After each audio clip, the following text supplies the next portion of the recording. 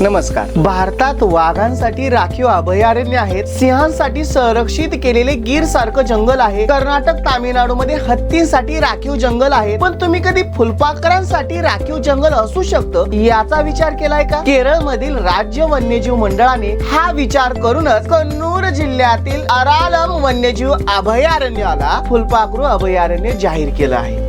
निसर्ग साखळीतील फुलपाखरांचं महत्व अधोरेखित करण्यासाठी हा निर्णय घेण्यात आला. अरालम हे जंगल आता देशातलं पहिलं फुलपाखरू अभयारण्य ठरलं आहे. केरळ राज्य वन्यजीव मंडळाच्या काही दिवसापूर्वी झालेल्या बैठकीमध्ये हा निर्णय घेण्यात आला.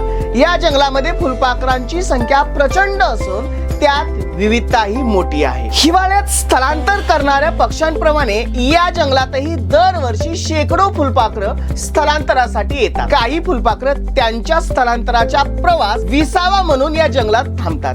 यातील फिकट पिवळ्या रंगाचं कॉमन अब्रॅटॉस फुलपाखरू सगळ्यात आकर्षक ठरतात. ही फुलपाखरं उंच टेकड्यावरून स्थलांतर करून या जंगलात डिसेंबर ते फेब्रुवारी दरम्यान जंगलात पाहायला मिळतात. जंगलातील चीनकन्नी नदीच्या काठावर जवळचे ओढे, झऱ्यांच्या शेजारी असलेले ओलसर बाग ती शेकडोंच्या संख्येने बघायला मिळतात. माहिती कशी वाटली कमेंट बॉक्स थ्रू जरूर कळवा.